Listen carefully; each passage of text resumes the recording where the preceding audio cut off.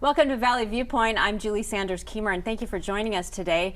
And hope, it's a big word, and it's an encouraging word, and that's what we're talking about here today with Liz and Kari here on Valley Viewpoint. Welcome, ladies, to both of you. Thank you. Happy to be here. So Liz Thomsen, Kari Stoldt, you are with Impact Hope, Yes. and there is the hope that we're going to be talking about today. So Liz, tell us a little bit about Impact Hope, and we also have a Walla Walla connection to you folks as well.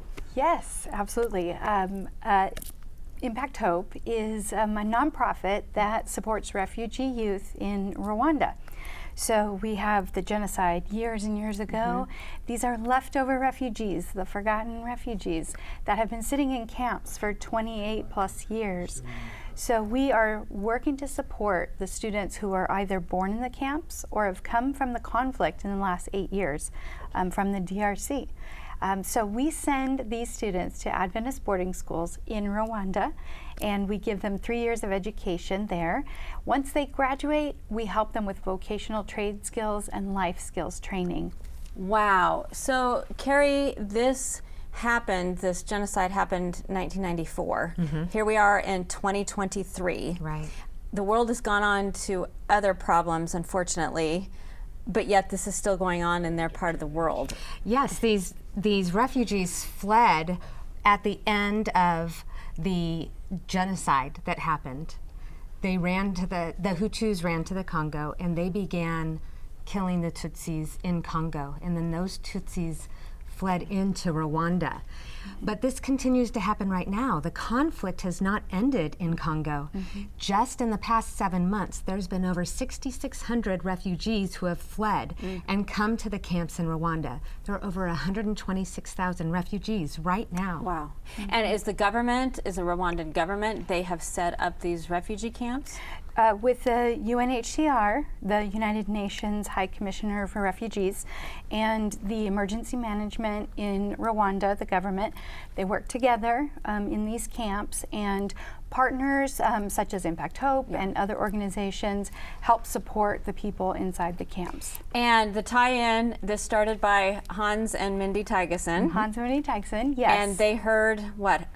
They heard about this conflict back in 2015, that there was refugees that were Adventist, and someone that was helping support university students said, "Hans, do you know about these Adventist refugees in the camps?" And he said, "We know nothing about it. Can we see?" So they took him over, took him into these camps. He met these people, and the students, they just needed some hope. They needed a way out. Wow.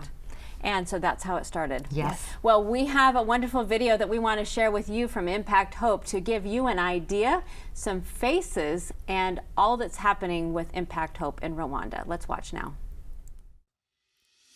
At Impact Hope, our mission is to empower refugee youth in Rwanda through Christian education and life-changing job skills.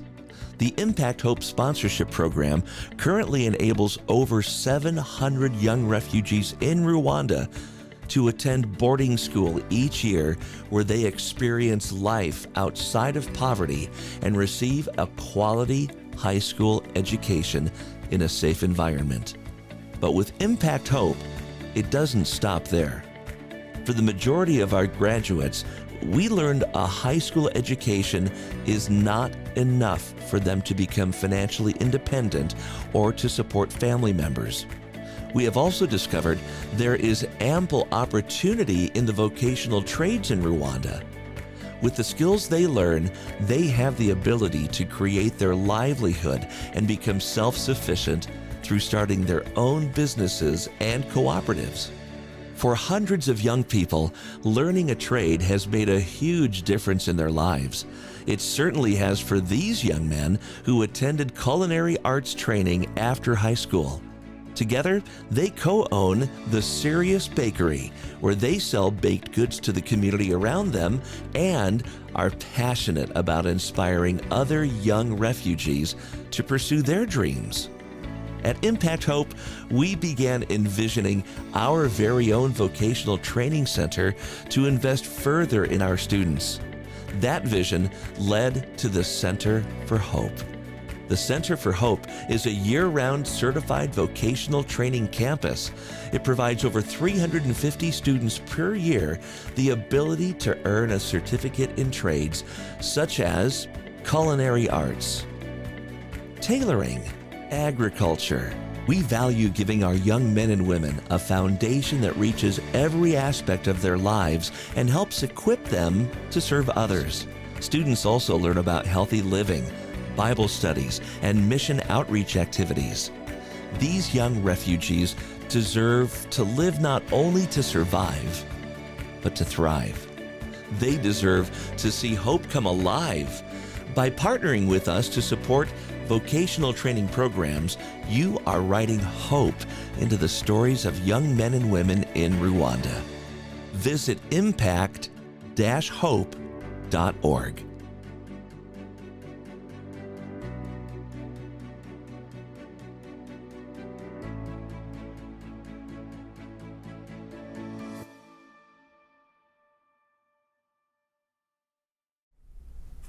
Impact Hope, it's what we're talking about here on Valley Viewpoint today. And you got to see a lot of smiling faces in that video, and there is hope, and that's what this organization is doing to help these young people in Rwanda. But also behind all those faces, there's a story, many stories behind each one. And Liz and Kari were here talking about these young people. So have you both been to the refugee camps? I've been many times. Yes. Yep. So what's it like, and can you paint a little bit more of a picture for us to understand what it's like for these young girls and boys? But let's talk about the girls first. Sure. It's a very difficult life, being a refugee in Rwanda. These people that came from the Congo were farmers, and when they came to the refugee camps, there's no land to be able to farm. So having any opportunities, there's nothing there. So you have these families of anywhere from 6 to 10 people in one mud house, and they all live in one little space. So one room, basically. Yes. Yes, and there are anywhere from 8 to 50,000 people in one camp. And you can imagine just they're on top of each other all the time. So say that again, how many, what's the... So the largest camp has 50,000 Okay, refugees. so for us here in Walla Walla, that's, with all of our surroundings, I don't know what it is right now, but we're probably maybe just a little bit under that, but that's in one camp. In one geographical area, yes. And so you have all these people. Girls, when they're in the camps, they tell us that their bodies are not their own. So there are times when people come from outside the camp in the villages and they rape them in the camps, and they become pregnant, and then they lose all hope because they can't go back and get educated. And a lot of the girls, they're the ones taking care of the younger siblings. They're the ones cooking over a fire, hauling water, and they don't have the opportunity to study. Like the boys have higher scores because they have more opportunity. Once the sun goes down at 6 p.m., there's no lights, so the girls can't study. Oh, so here they are, but then what's happening after the lights go out to these girls? A lot of things that we wish would not happen to them. Also, girls, when they were walking to high schools that are in the villages nearby, up to 5 miles away, they were being assaulted and raped on the road. So they would try to run in groups and run past these places so that they could get the education that they wanted. 5 miles though. Okay, let's pause for that. Right. I mean, okay, so right now where we sit, we have a grade school that direction, we have a grade school that direction, and multiple that way, but they're all less than 5 miles, and these kids, yes, okay, so if they live a couple blocks away, I walk to school because I grew up on an island, but I didn't walk 5 miles to school with That's why like it's that. so important to help these young ladies get out of the camps and into the boarding schools, where they can have that safety, where they can have that hope that nobody's going to violate them. Right, where they're safe. Right, where they're safe. So, okay, so we've talked about the girls, but what about the boys? I mean, to be in this environment and to have no boundaries and all of that, that's not all, I mean, that just perpetuates it. Right. It is, yes, and it continues because there's no jobs for them to go become busy. Right. So they're just around each other all the time. And so just not having that constructive work to do Right. also breeds an environment that abuses girls. So the cycle just continues with the Yes. mentality. Yes. Okay, so we've talked about the situation, and people can just imagine how bad it is. We've painted the picture. So then tell me how Impact Hope then comes in. So how do we then help, a young woman, a young man in Rwanda? Well, this is Jocelyn. She is a student who is sponsored by somebody who had a heart that said, you know what?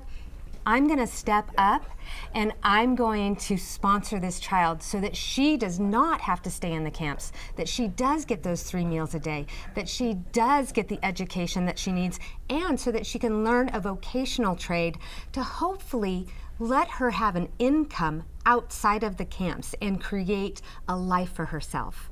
So on the inside, what's on the inside of that, The Kari? inside is the darling little notes. So she's written, that she will okay. write to a sponsor. So this is powerful. So my sister, she has sponsored a child with another organization, and that child's picture is right there on the refrigerator. Yes. And so that way, it's you have a name and a face and all of that. Yes. So say Yes. someone who's listening and they say, "Wow, I really want to get involved." So what does it cost? I shouldn't say what's the cost. What is the opportunity? Yes. to be able to sponsor Jocelyn? It's $50 a month Okay.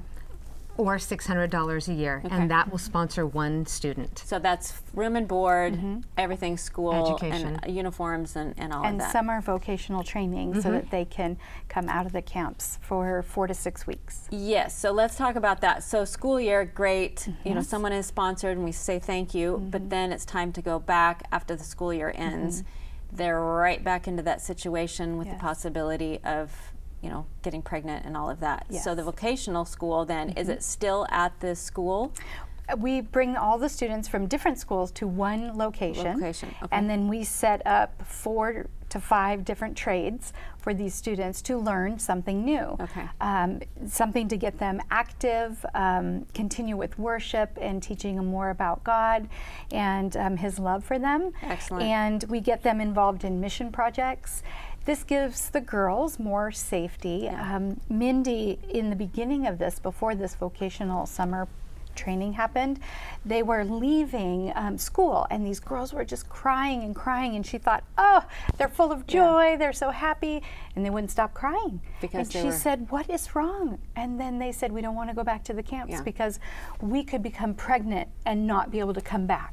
So they were out of desperation. Yes. Yes. So here are some of the bags that the young ladies, these are beautiful bags that they're learning in trade. Yes. And then you have an apron there. Kari, you want to hold that up? Yes. Beautiful African apron. Aren't Oh, these that's lovely? very, very colorful, very colorful. So our cooperatives are making these products and able to sell them and start Wonderful. earning money. Wonderful. And in Romans it says, may the God of hope fill you with all joy and peace as you trust in Him, so that you may overflow with hope by the power of the Holy Spirit. And that's what it sounds like you folks are doing at Impact Hope. Liz and Kari, thank you so much for being here, and God bless you as Thank you you. work with these great young people. And thank you for having hope for Impact Hope. May the Lord bless you today.